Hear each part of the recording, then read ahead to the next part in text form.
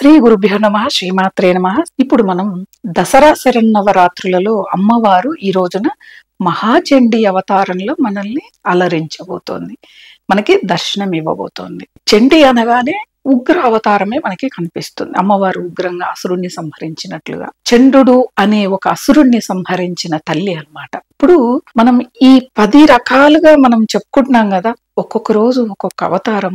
ఈ అవతారంలో అమ్మవారిని ఆరాధిస్తే, ఇప్పుడు చండు అంటున్నాం, ఈ రోజు మహాచండీ అవతారంలో అమ్మవారిని దర్శనం చేసుకొని ఆరాధిస్తే మనలో ఉన్న చండు ఎవరు?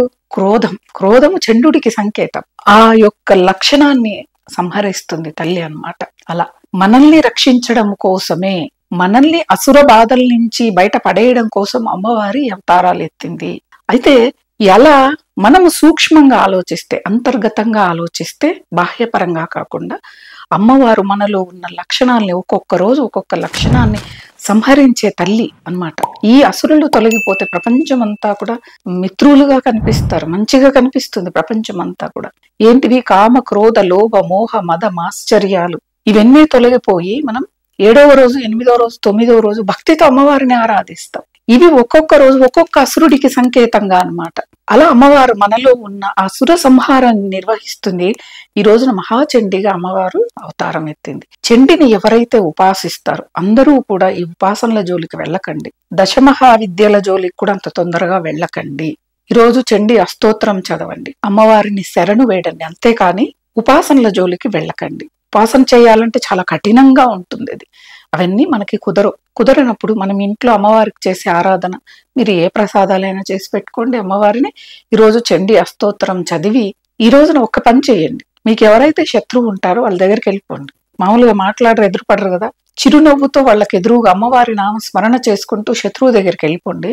ఆ శత్రువు కూడా మిత్రువు అయిపోతాడు. ఒక చిన్న నవ్వు చాలండి శత్రువు మిత్రువుగా అయిపోవడానికి. కొంతమంది మాత్రం ఉంటారు, వాళ్ళకి ఏదో అవసరం పడ్డప్పుడు, సమయం పడ్డప్పుడు నవ్వుతారు, మాట్లాడతారు. తర్వాత కుక్కతో ఒక వంకర్లాగా వాళ్ళ బుద్ధి మళ్ళా శత్రువుగానే చూస్తారు, దూరంగా పెడతారు. అందరికీ చెప్పేది ఒకటే, అసలు దూరం పెట్టేంత శత్రుత్వం మనకి ఎవ్వరికీ లేదు, ఎవ్వరికి అర్హత లేదు, కానీ మనం పెడుతున్నాం. ఒక్క విషయం గుర్తుపెట్టుకొని, మనం శత్రువుగా భావించి కొంతమందిని పక్కన పెట్టినప్పుడు వాళ్ళల్లో నువ్వు ఆరాధించే అమ్మవారు లేదా, వాళ్ళల్లో నువ్వు ఉపాసించే అమ్మవారు లేదా, మరి అమ్మవారిని దూరం పెట్టినట్టే కదా. నువ్వు చేసే పూజకున్న ఫలితం ఏముంది? నువ్వు చేసే భగవత్ సేవకి ఎటువంటి ఫలితాలు వస్తాయి? రావు కదా. దూరం పెట్టిన పాపం వెంబడిస్తూనే ఉంటుంది. అక్కడ భగవత్ శక్తి అనేది ఉండదు. మీరు చేసిన ఆరాధనకి ఫలితాలు అనేవి రావు. కాబట్టి ఈ రోజున ఎందుకు మహాచండీ అలంకారంలో ఇన్ని చెప్తున్నా అంటే, ఘోరమైన అసురుడు చండు వాణ్ణి సంహరించింది తల్లి. అమ్మవారిని ఎక్కడ ఉపాసన కానీ మనకి ఎక్కడ కనిపించదు ఈ అమ్మవారు అలంకారం. ఈ రోజు మనం అమ్మవారిని ఆరాధించుకోవటం ఎందుకు అంటే, అసుర బాధల నుంచి మనల్ని తప్పించింది కాబట్టి ఈ రోజు అమ్మవారిని ఆరాధించుకొని కృతజ్ఞత తెలపటం, ప్రకృతిలో వచ్చే విపత్తుల నుంచి మనల్ని మనం రక్షించుకోవటం. నిజం, ఎలాంటి విపత్తులు అంటే, నేను చాలా సార్లు చాలా ఛానల్స్ లో చాలా ఎపిసోడ్స్ లో చెప్పినదే ఇది. భోపాల్ గ్యాస్ పేలుడు సంఘటనని. ఇప్పుడు ఒక పేలుడు జరిగింది, ఆ చుట్టుపక్కల కొన్ని కిలోమీటర్ల మేర ఆ ప్రభావం ఉంది, కుటుంబాలన్నీ విచ్ఛిన్నమైపోయాయి, ఇల్లు పడిపోయాయి, చనిపోయారు, అనారోగ్య సమస్యలు వచ్చాయి. కానీ ఒక కుటుంబం ఇల్లు మాత్రం కూతవేటు దూరంలో ఉంది. ఆ గ్యాస్ సంఘటన జరిగిన దానికి ఇల్లు ఏం కాలే, ఇంట్లో ఉన్న మనుషులకి ఏం కాలేదు. ఏంటిది కారణము అంటే, వాళ్ళు ప్రతిరోజు నిత్య అగ్నిహోత్రం వేయటము, ఆ నిత్య అగ్నిహోత్రంలో ఆవు పిడకలతో చేయటము, దాని నుంచి వచ్చిన వాయువు ఆ ఇంటిని ఆరాలాగా ప్రొటెక్ట్ చేయటం ఇక్కడ జరుగుతుంది. ఒకసారి ఆలోచించండి, ఎందుకు ఈ ఉదాహరణ, దీనికి దానికి ఏంటిది సంబంధము అంటే, వాళ్ళు ఎవరైతే నిత్య అగ్నిహోత్రం వేస్తారో వాళ్ళల్లో కామక్రోధలు, మోహ, మద, ఆశ్చర్యాలు ఉండవు అసలు. కాబట్టే వాళ్ళు చేసే అగ్నిహోత్రం వల్ల ఫలితం, వాళ్ళ యొక్క ఆచరణ విధి విధానాల యొక్క ఫలితం అనేది వాళ్ళు అనుభవించారు. అలా ప్రకృతి నుంచి వాళ్ళు రక్షింపబడ్డారు కదా, ప్రకృతిలో జరిగిందే కదా, భూమి మీద జరిగిందే అది.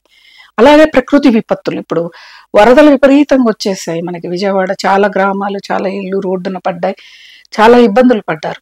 అప్పుడు ఒక మంచి ఆలోచన వస్తుంది, మనం ఆ సమయంలో ఎక్కడికో వెళ్ళటము, ఊర్లో ఉండకపోవటము, మనము మన ఇల్లు పడి కొట్టుకోబోయి ఉంటుంది. వాళ్ళు ఎక్కడో వాళ్ళ బంధువులు ఇళ్ళకి పెళ్లిళ్ళకి వెళ్ళటమో ఏదో వెళ్ళటమో జరిగి ఉంటుంది, వాళ్ళ ప్రాణాలు రక్షించుకొని ఉంటారు. అది అమ్మవారి యొక్క ఆరాధన వల్ల మనకి అది మనం బయటపడతాం. చాలా ఉంటాయండి ఇలాంటివి చెప్పుకుంటూ వెళ్తే సంకేతాలు. భగవంతుడు ఎలా మనల్ని రక్షిస్తాడు అంటే, స్వయంగా ఏదో కిరీటాలు పెట్టుకోనో లేకపోతే పట్టుపంచలు కట్టుకొని రాడు. మనల్ని తప్పిస్తాడు ఆ సమయంకి అక్కడి నుంచి. ఏదో ఎమర్జెన్సీ వచ్చి వేరే ఊళ్ళకి వెళ్ళటాలు ఏవో జరుగుతాయి అన్నమాట. అలా ఈ రోజున మహాచండిని ఆరాధించటం వల్ల మనల్ని మనం ప్రకృతి నుంచి కాపాడుకోవటం, మన చుట్టూ ఉన్న జనాల నుంచి కాపాడుకోవటం, ప్రధానంగా కలియుగ లక్షణాల నుంచి మనల్ని మనం రక్షించుకోవటం అనేది జరుగుతుంది. అలాంటి అలంకారాన్ని ఈ రోజున మనం దర్శించుకుందాం. ఆలయాలకు వెళ్ళండి. దసరాల్లో సాయంత్రం రాత్రి 11 వరకు ఆరాధనలు జరుగుతూ ఉంటాయి. ఎందుకంటే నవరాత్రి పూజా విధానం కదా. మన ఇంట్లో పూజ సాయంత్రం 5:30 నుంచి చేసుకొని తర్వాత వెళ్ళిపోండి. వెళ్ళిపోతే మనకి చాలా చాలా మంచే జరుగుతుంది. ఇవన్నీ కూడా అనుభవంతో మనం తెలుసుకోవాలి. స్వస్తి.